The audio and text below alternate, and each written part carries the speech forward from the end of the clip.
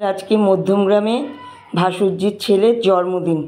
সেখানে আমি দুই বউকে নিয়ে যাচ্ছি।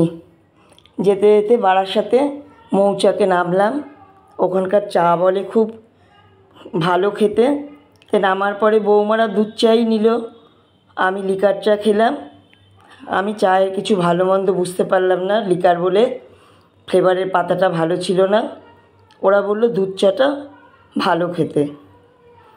এবার চা খাওয়ার পরে আবার আমরা মধ্যমগ্রামের দিকে যাওয়া শুরু করলাম। যেতে যেতে বাইরের সিনারি দেখছিলাম। এবার নেমে গেলাম লজে। খুব সুন্দর সাজিয়েছে লজটা, এত ভালো লাগছিল, চারপাশে এত ফুল আর লাইটিং, খুব সুন্দর সাজিয়েছে। ওখানে গিয়ে বার্থডে বয়কে খুঁজে বেড়াচ্ছিলাম। বার্থডে বয়কে আর দেখতে পাচ্ছি না, এত ভিড়ের মধ্যে ছোট মানুষ, ওকে আর খুঁজে পাচ্ছি না কোথাও।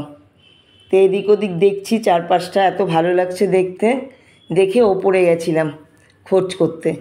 ওখানে অবশ্য দেখতে পেয়েছিলাম কিন্তু ছবি তুলতে পারিনি ওর সাথে।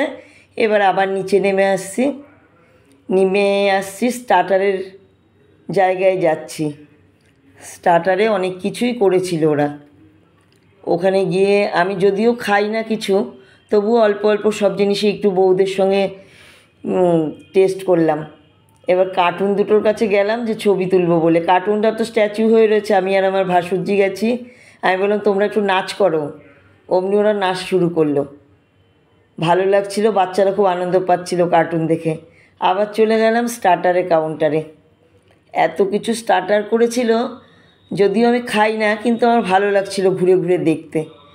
আবার খেয়েছি, খাইনি যে তা না, খেয়েছি একটু। পরে আবার একটা পনির নিলাম।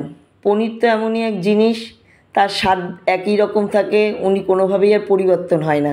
ওনার গ্রেভিটার টেস্ট হয় যা, পনিরের কোনো টেস্ট নেই। এবার আবার যাচ্ছি ওখানে মকটেলে। এই জায়গাটাও খুব সুন্দর, এটা এত ভালো লাগছে দেখে এখানে দাঁড়িয়ে অনেকেই ফটো তুলছিল। তা আমি গেলাম আবার ওখানে শরবতের ওখানে। আমার ভাসুরজি, ওরই ছেলের জন্মদিন আজকে। এবার খাবারে আমি একটা গলদা চিংড়ি নিয়েছিলাম, যদিও খাইনি চিংড়ি মাছটা। আমার ভালো লাগছিল চিংড়ি মাছটা দেখে, একটু টেস্ট করেছি। করে খাওয়া দাওয়া সেরে বাড়িতে চলে আসছি।